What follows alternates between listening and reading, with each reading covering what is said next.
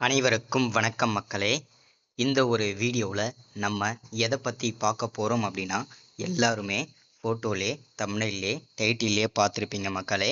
ஆமாங்க, இந்த 2025ஆம் ஆண்டிற்கான புதிய ஜிடிஎஸ் வேலைவாய்ப்புக்கான, அதாவது அஞ்சல் துறையிலிருந்து வேலைவாய்ப்புக்கான புதிய நோட்டிஃபிகேஷன் அஃபிஷியலாக கொடுத்துருக்குறாங்க. சரிங்களா? இந்த போஸ்ட் ஆஃபீஸ் ஜிடிஎஸ் வேலைவாய்ப்பை பொறுத்த வரைக்கும் ஒரு வருஷத்தில் கண்டிப்பாக 2 தடவை நோட்டிஃபிகேஷன் விடுவாங்க. ஒரு வருஷத்தோட முதல்லையே இதற்கான நோட்டிஃபிகேஷன் விட்டு, அதற்கான மெரிட் லிஸ்ட் 1 மெரிட் லிஸ்ட் 2 வந்து வெளியிடுறதுக்கு முன்னாடியே அடுத்த 2வது நோட்டிஃபிகேஷன் வந்து வெளியிட்டுருவாங்க. ஸோ இதனுடைய சிறப்பம்சங்களே இதுதான். சரிங்களா?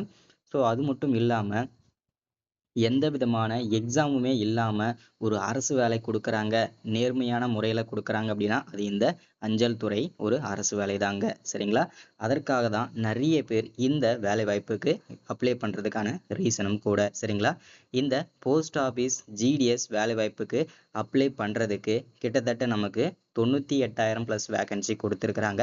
அதில் தமிழ்நாடுக்கு மட்டும் 32,500க்கும் மேற்பட்ட வேக்கன்சி அஃபிஷியலாக நமக்கு கிடச்சிருக்குதுங்க. சரிங்களா? இந்த 32,500க்கும் மேற்பட்ட வேக்கன்சியை 38 மாவட்டத்திற்கும் எவ்வளோ வேக்கன்சி வந்திருக்குது, அதில் ஒவ்வொரு மாவட்ட வாரியாக எவ்வளோ வேக்கன்சி கொடுத்துருக்குறாங்க, டோட்டலாக நமக்கு 3 வகையான போஸ்டிங்க்கு நோட்டிஃபிகேஷன் கொடுத்துருக்குறாங்க.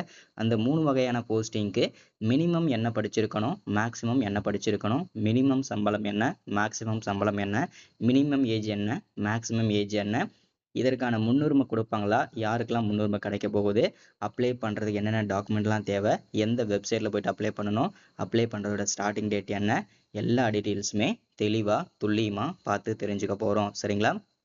அது மட்டும் இல்லாமல் ஜஸ்ட் பாஸ்ல இருந்து, சரிங்களா, 350 370 இந்த மார்க் எடுத்துறவங்களுக்கும் இந்த ஜிடிஎஸ் வேலை கிடைச்சிருக்குது. அதே போல் 450 470 இந்த மார்க் எடுத்திருக்கவங்களுக்கும் கிடைக்காமலையும் போயிருக்கு. அதற்கான காரணமும் விளக்கமும் தெளிவாக சொல்ல போகிறேன். முக்கியமாக நம்மளுடைய ஸ்ட்ராட்டஜி பயன்படுத்தணும் அப்படின்னா என்னென்ன பண்ணணும், ஈஸியாக வேலை வாங்கணும்னா நம்ம என்ன போஸ்டிங்கை சூஸ் பண்ணணும், அதற்கான ஸ்டெப் பை ஸ்டெப் எல்லாமே தெளிவாக பார்க்கலாங்க. சரிங்களா?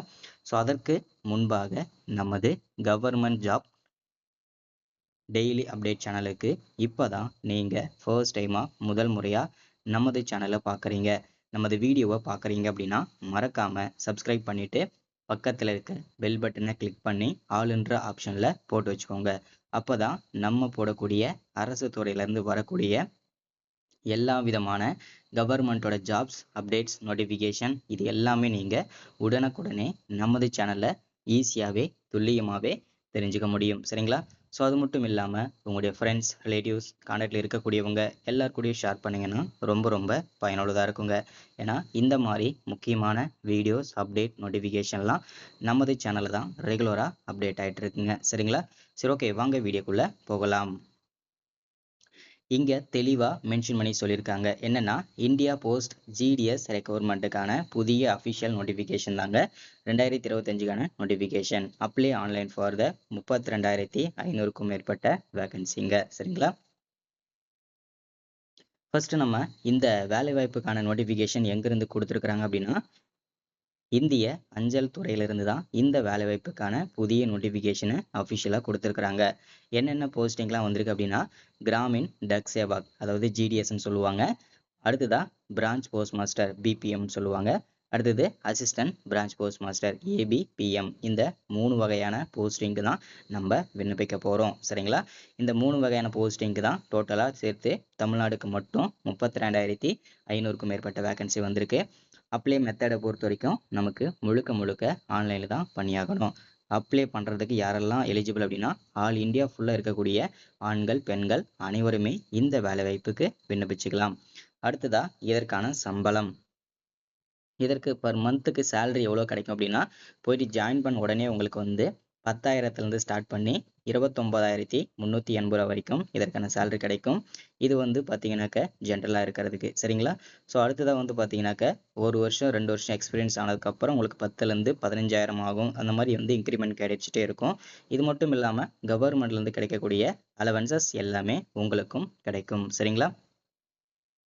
அடுத்ததா ஏஜ் லிமிட், வயது வரம்பை பொறுத்த வரைக்கும் மினிமம் ஏஜ் வந்து 18 வயசுல இருந்து விண்ணப்பிக்கிறதுக்கு நீங்க ஸ்டார்ட் பண்ணிக்கலாம்.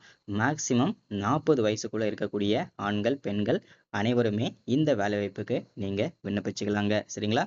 அடுத்ததா அப்ளிகேஷன் ஃபீஸுக்கான அப்ளை பண்ணுறதுக்கான ஃபீஸை பொறுத்த வரைக்கும் நீங்கள் ஓபிசி கேண்டிடேட்டில் யாரெல்லாம் வரீங்களோ, அதாவது ஓபிசியில் யாரெல்லாம் வருவீங்க அப்படின்னா பிசி, எம்பிசி, பிசிஎம், எஸ்சிஎம் இவங்க எல்லாருமே ஓபிசி கேண்டிடேட்டை செலக்ட் பண்ணி தான் அப்ளை பண்ணுவீங்க. உங்களுக்கு அப்ளை பண்ணுறதுக்கான ஃபீஸ் வந்து 100 ரூபான்னு சொல்லியிருக்கிறாங்க.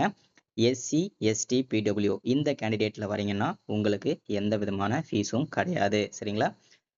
பேமெண்ட் மெத்தடை பொறுத்த வரைக்கும் கிரெடிட் கார்டு மூலிமா பண்ணிக்கலாம், டெபிட் கார்டு மூலிமா பண்ணிக்கலாம், நெட் பேங்கிங் மூலிமா பண்ணிக்கலாம். சரிங்களா? அடுத்ததான் நம்ம பார்க்க போகிறது செலெக்ஷன் ப்ராசஸ். இந்த செலெக்ஷன் ப்ராசஸை பொறுத்த வரைக்கும் எந்த விதமான எக்ஸாமும் கிடையாது. ஒன்லி உங்களுடைய 10ஆம் வகுப்பு மார்க்கை வச்சு மட்டுமே இந்த அரசு வேலை வழங்குறாங்க. அதில் எந்த விதமான சந்தேகமும் வேண்டாம்.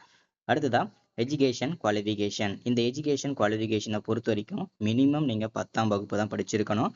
அதற்கு மேலே வந்து பார்த்தீங்கன்னாக்க எனி டிகிரி முடிச்சிருந்தாலும் எலிஜிபிள் தான். ஆனால் உங்களுடைய 10ஆவது மார்க்கை வச்சு தான் உங்களுக்கு இந்த வேலை வழங்குவாங்க. சரிங்களா? அடுத்தது நம்ம கடைசியாக பார்க்க போகிறது என்னென்னா, நீங்கள் இந்த வேலைக்கு அப்ளை பண்ணுறதுக்கு என்னென்ன டாக்குமெண்ட்லாம் தேவைப்படும் அப்படின்னா, ஃபஸ்ட்டு உங்களுடைய பாஸ்போர்ட் சைஸ் ஃபோட்டோ, சிக்னேச்சர், ஓகேங்களா? ஒரு பேப்பரில் கையெழுத்து போட்டு அதை ஒரு ஃபோட்டோ எடுத்து அதை ஸ்கேன் பண்ணி அதை பிடிஎஃபாவோ இல்லை வந்து ஜேபிஜியாவோ நீங்கள் மாற்றி வச்சுக்கணும். சரிங்களா?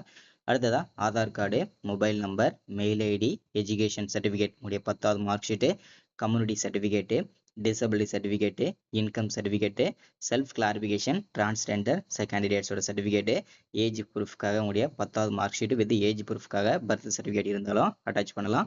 அடுத்தது என்ஓசி, நான் அப்ஜெக்ஷன் சர்டிஃபிகேட், இது எல்லாமே ரொம்ப மஸ்ட்டாக தேவைப்படுங்க. சரிங்களா? ஸோ அடுத்ததாக எல்லாருமே எதிர்பார்க்குறது என்னென்னா, இந்த வேலையை ஈஸியாக நம்ம எப்படி வாங்குறது அப்படின்றது தான். ரொம்ப கம்மியான மார்க் எடுத்திருக்கேன், ஆனால் எனக்கு இந்த போஸ்ட் ஆஃபீஸ் வேலை வேணும், எனக்கு உறுதியாக வேணும் அப்படின்றவங்க என்ன பண்ணணும் அப்படின்னா, ஃபஸ்ட்டு எந்த 38 மாவட்டத்தில் எந்த மாவட்டத்துக்கு அதிகமான வேகன்சி இருக்குன்றதை செக் பண்ணிக்கணும். சரிங்களா? இதெல்லாம் நம்மளுடைய ஸ்ட்ராட்டஜி. ஸோ எந்த மாவட்டம் அதிகமாக இருக்கோ அந்த மாவட்டத்தை ஒரு 2 மாவட்டம் சூஸ் பண்ணிக்கோங்க. அந்த 2ல் ஏதாவது ஒரு மாவட்டம் மட்டும் சூஸ் பண்ணிக்கிட்டு அதில் எனக்கு கண்டிப்பாக ஒரு அரசு வேலை வேணும் அப்படின்றவங்க நீங்கள் கிராமின் டக் சேவாக், சரிங்களா? அதாவது ஜிடிஎஸ் ஃபர்ஸ்ட் போஸ்டிங்காக இருக்கு இல்லையா? ஸோ அந்த போஸ்டிங்க்கு நீங்கள் விண்ணப்பிக்கலாம். அதுவும் கம்மியான மார்க் எடுத்திருக்கவங்க, ஜஸ்ட் பாஸில் இருந்து 400, 450, 470 இந்த மார்க் எடுத்திருக்கவங்க வரைக்கும் நீங்கள் கிராமின் டக் சேவாக் போஸ்டிங்கை சூஸ் பண்ணுங்கள். சூஸ் பண்ணும்போது நீங்கள் 38 மாவட்டத்தில் எந்த மாவட்டத்தை வேணாலும் சூஸ் பண்ணிக்கலாம். எந்த மாவட்டம் அதிகமான வேகன்சி இருக்கோ அந்த மாவட்டத்தை சூஸ் பண்ணிக்கோங்க. எனக்கு கண்டிப்பாக அரசு வேலை வேணுன்றவங்களுக்கு இந்த ஆப்ஷன். சரிங்களா? ஸோ அடுத்ததான் வந்து பார்த்தீங்கன்னாக்க நீங்கள் விண்ணப்பிக்கும் போது ப்ரிஃபரன்ஸ் கொடுப்பீங்க இல்லையா? First one, second one, third one, fourth one சொல்லிட்டு அதில் வந்து எந்த ஊர் வந்து ஃபஸ்ட்டு அவுட்டர் ஏரியா, வில்லேஜ் ஏரியாவாக இருக்குதோ, கொஞ்சம் காட்டு பகுதியாக இருக்கோ அந்த மாதிரி போஸ்டிங்கை சூஸ் பண்ணிங்கன்னா, அந்த மாதிரி இடத்த சூஸ் பண்ணிங்கன்னா உங்களுக்கு ஈஸியாக வேலை கிடைக்கும். சரிங்களா? இதுதான் நம்மளுடைய ஸ்ட்ராட்டஜி. அடுத்ததான் வந்து இதற்கு அப்ளை பண்ணுறதுக்கு ஸ்டார்டிங் வந்து வரக்கூடிய 10ஆம் தேதியிலேருந்து விண்ணப்பிக்கிறது ஸ்டார்ட் ஆகும். எல்லாரும் பயன்படுத்திக்கோங்க. Thank you, welcome. மறக்காமல் சப்ஸ்கிரைப் பண்ணிடுங்க. தேங்க்யூ.